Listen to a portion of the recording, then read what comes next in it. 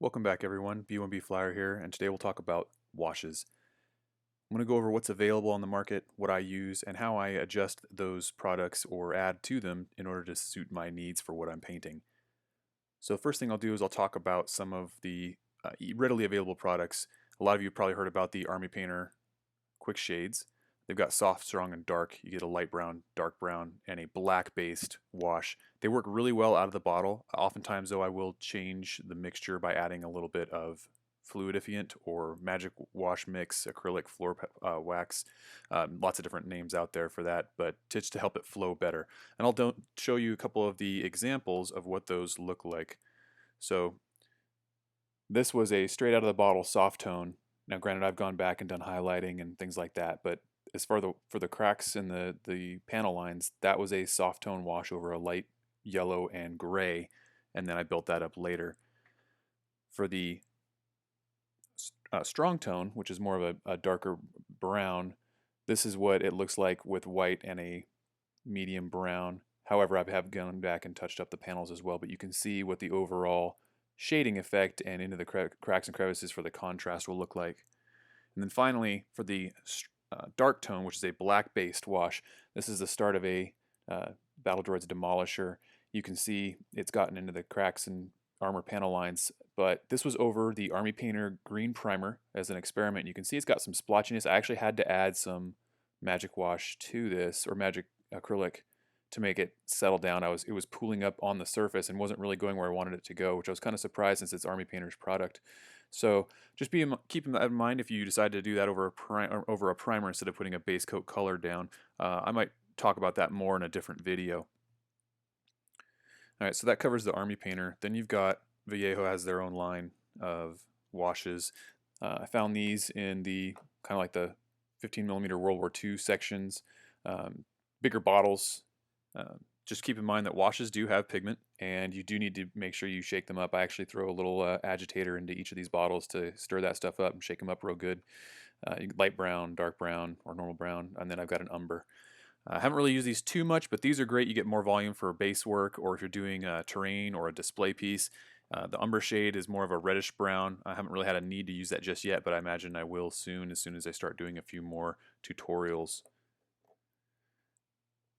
And that pretty much covers the Vallejo line. I don't have anything else. And then there's Citadel washes as well. They're labeled as washes. And I don't know if they still have. I know they use these bottles. I'm not sure, but this one is a sepia. It's a little lighter than a sepia ink, which I also have from Vallejo, but it does work pretty well. I've had no real issues with it. All right, that covers the ready-made things that I have. Move on now to inks. These are some old school Ironwood metal inks. Used to be Raw Partha, several colors. Great if you're doing a colored ink or you want to do a liner things like that. I don't think they're available anymore, but just keep in mind that colored inks are available to you either at a hobby store or via ordering online, things like that. Then you can go with the original acrylic. This is a Daler-Rowney artist acrylic ink. This is straight from the bottle, so if you're going to use black a lot, I would recommend this. If you can find brown in a bottle, let me know. And with that, it doesn't have to come in like a 6-pack. Unfortunately, they get a little costly. And then I've got some old Citadel color inks here, brown and black. And these were my mainstays for many, many years, and I still have some left. Unfortunately, I don't paint as much as I would like. And then lastly, I've got just my mixes, my recipe, if you will, of what I use most frequently. And that's I just keep them in empty bottles, or I think I ordered these again online or on eBay or something to allow myself to mix my own. So that covers what's available, and now I'm going to go over what the additives that you're going to want to add in. And like I said, I've talked about that magic wash. If you don't have that magic wash available to you at a grocery store, I've talked about this before, this fluidifiant. This is basically it's a flow improver. What it does is it allows the wash to move into those cracks and crevices and settle there instead of on the surface. And you can see that in these, that's what it's going to do. It's going to get it into those little recessed areas and help it move where you want it to go. It's still going to change some of the color of the overall model, so it's not a solution that's going to just perfect your painting overnight. And you've seen that with this example that I did on my previous video of how I do my quick yellow. it's gonna darken that pigment, especially if you put it on heavy. I like to put washes on typically in 2 to 3 coats, but when I was trying to go for speed on that video, it changed up a little bit of what I did. So for my magic wash, or future floor care is what it's called now, I believe, I just keep that in a little dropper bottle because the other bottle, as you can see, is pretty big. And then I just add it to my mix. So for the ratios, I typically do a 1 ink to 4 to 5 drops of flow aid, and then about 10 drops of distilled water. And let me focus on distilled water for a moment. You really want to use distilled water. If you live in an area that has additives or sediments or anything, all that water has stuff in it that you don't want in your paint. And when it dries, you might get those tide pool lines, especially on lighter colors, and then you just wasted your time. So I'm going to show you how I do a black wash. I just use a little straw as a soda straw. I just use like a pipette like you were when a kid, when you're sitting in the McDonald's or whatever, and your mom's getting mad at you for playing with your soda straw. So that's a pretty fair amount. So now I say drops, but I'm going to just take that ratio. I'm going to put about 5 times into it. So it's going to be more than 5 from my bottle.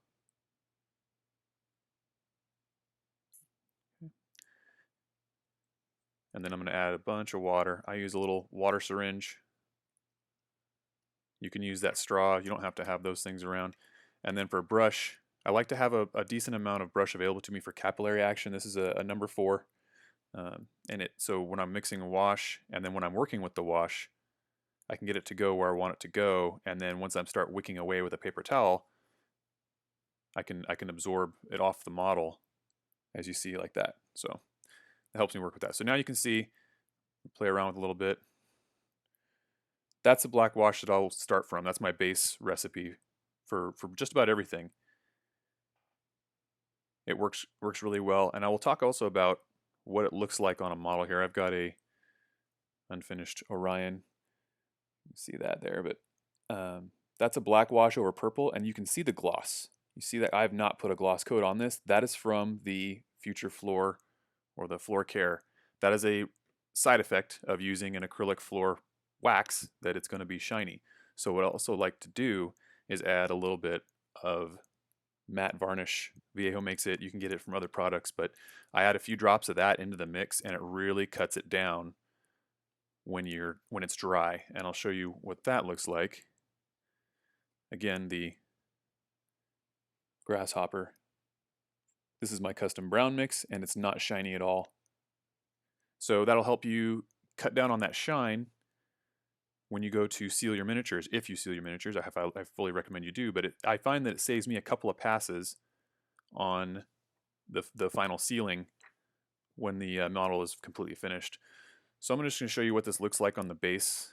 I'm not going to actually do it on this model because this one's already been washed, but I'll just show you how it kind of flows and what it looks like.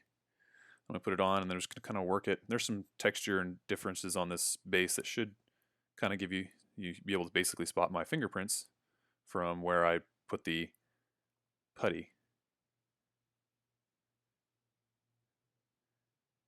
You can see it settles in the cracks there, which is what you want it to do.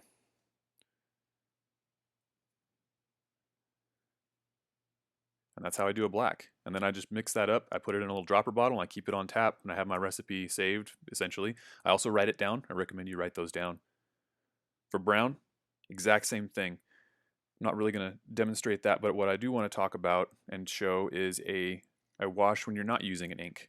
I'm going to talk about a blue. So, for instance, got this Atlas here. Let's say I want to do a dark blue wash on him. I'm not going to actually do it on this one. I'm painting it in a different way, but we will use his base here momentarily. So what I've got is a Reaper Master Series HD paint. It's Arthurian blue. I'm going to mix the same way I mixed before.